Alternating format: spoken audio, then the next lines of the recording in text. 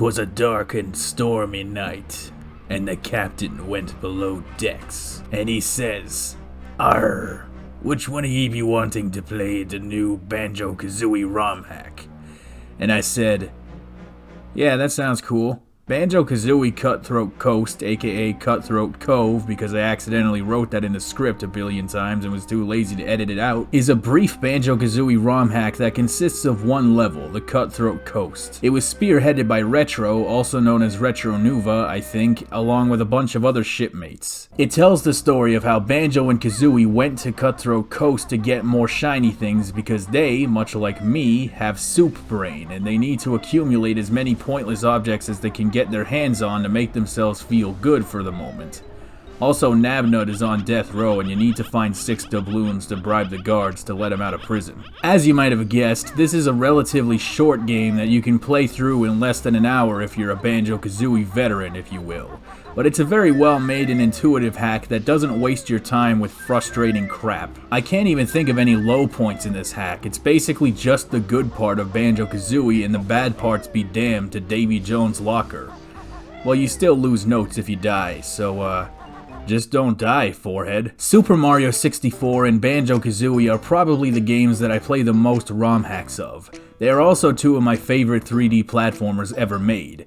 These two games, naturally being contemporaries and some of the first of their kind, are often compared to each other. Of course, Banjo-Kazooie would never have existed if not for Mario 64, and Banjo's innovations, like not kicking you out of the level when you get the shiny, like Mario does, almost certainly inspired some future 3D platformers, perhaps even things as recent as Mario Odyssey. But the funny thing is, the more I play both of these games, the more I've come to realize not just how these games are similar, but also how they are different. With Super Mario 64, the single most important thing is the movement, and the level design must be built around allowing you to take full advantage of that movement. Detailed, elaborate, fancy landscapes with rich environments that are very nice to look at like they could possibly be real. These are nice to see when the hackers go that extra mile, but they're not as important as making the levels engaging from the platforming end. I have discovered that the dynamic in Banjo-Kazooie is actually much more of a photo negative of this than you might think. The movement and platforming mechanics in Banjo-Kazooie, yeah, they are kind of cool, but none of these moves and maneuvers are, in practice, anywhere near as crazy as Super Mario 64, although they look animated and expressive. In Banjo-Kazooie, elaborate and highly detailed level designs are actually the most important thing, because although this game is a platformer by definition, the core idea is exploration and adventure, rather than video gamey platforming challenges. Even though it definitely always had such challenges here and there, the chief concern has always been how it feels to explore uncharted territory. Suffice it to say, I've recognized a need to judge these two games by somewhat different standards because they're trying to do somewhat different things. And all of this is to say that Cutthroat Cove, by having very elaborate and highly detailed rich environments as opposed to deathly platforming challenges, adheres much closer to Banjo's philosophy. While there definitely is some platforming involved, it's never anything as vicious as Mario 64 because, again, that's not really what Banjo-Kazooie is about. This is most definitely a hack that is designed around exploration, observation, and some good old-fashioned detective work. Knocking down doors, looking at windows that look a little different than others and smashing them too, collecting mumbo tokens to turn you into a blue termite scorpion ant thing. I'm not really sure what this thing is, but hey, look at Mumbo's hut. This hack has next to no wasted space or low points, it's just the good parts. The world offers a variety of landscapes and sub-areas that all adhere cohesively to the central theme of a scary pirate adventure. You have the spooky pirate ship, you got the waterfall, palm trees, the tavern, which is also an inn. You have the weirdly unsettling tiny ghost ship that brings you to the spooky island. All of this stuff is here, and it snaps together like a brilliant puzzle piece, because after all, isn't that what Banjo-Kazooie was always about? Solving puzzles? The textures and the lighting, the geometry, they all look quite nice, although I did have some performance issues at certain intervals. I don't know if that's my fault, but I can live with it. I used to play Banjo-Tooie on original hardware, so I know a thing or two about slowdown. Cutthroat Cove is an excellent game from the standpoint of presentation. Looking at it right now, it really does look like a level that they could actually have made in the original game.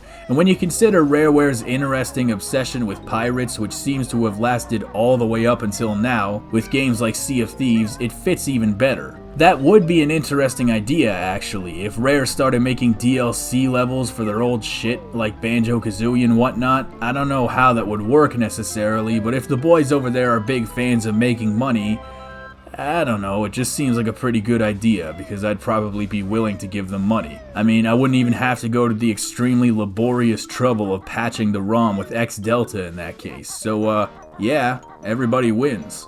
But the point is, this ROM hack is tremendously authentic to the original game. It's lively, it's animated, it's detailed, it has a lot of personality, and the characters all interact and fit with the level's theme. And while I'm not exactly a pirate in the classical sense, I am pretty sure that this is all 100% accurate, especially the fact that the inn is run by a talking toilet. Then you have the music. I know it's pretty much a given at this point, but the music in this hack is very good.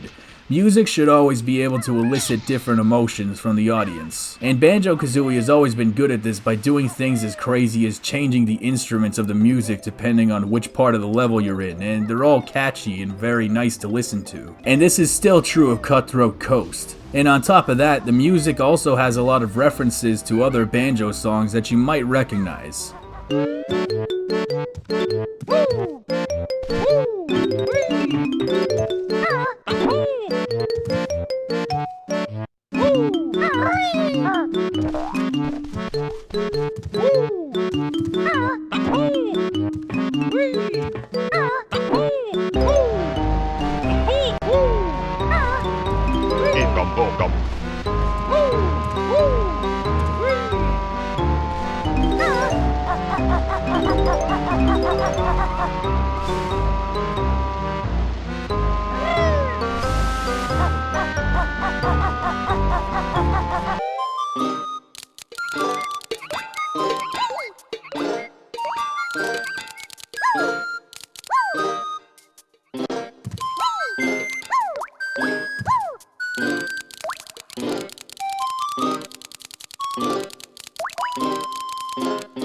Suffice it to say, I definitely recommend this hack, but it is a very short one, and I don't want to spoil everything it has to offer, so I'm gonna end it here.